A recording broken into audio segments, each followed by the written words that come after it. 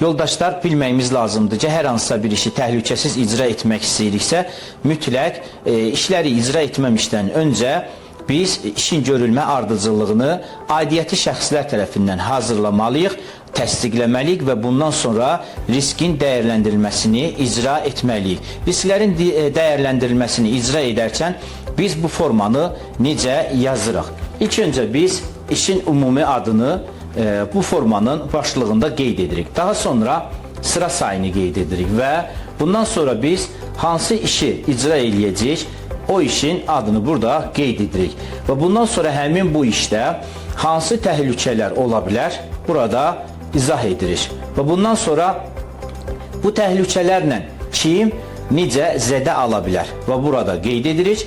Və bundan sonra biz risk matriksinə diqqət yetiririk və burada ehtimal və nəticənin şiddətlərini götürdükdən sonra burada qeyd edirik.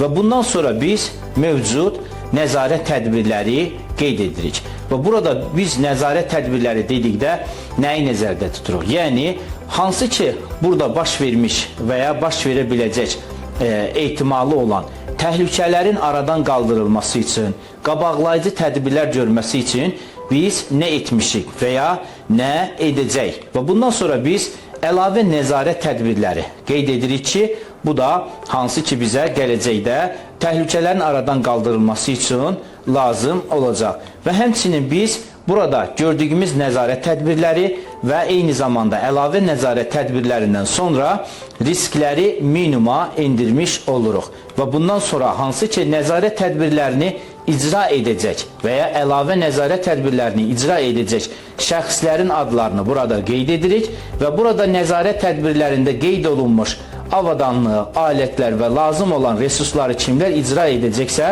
onlar yazılır və həmçinin tarixlər qeyd olunur ki, biz həmin tarixdə onlardan tələb edək. Bu sadəcə qısa olaraq riskin qiymətləndirilməsi forması necə doldurulur, o barədə informasiya idi. Daha geniş şəkildə növbəti bölümlərimizdə sizə informasiya verəcəyik. Diqqətiniz üçün təşəkkür edirəm. Növbəti bölümlərdə görüşənə qədər sağ olun.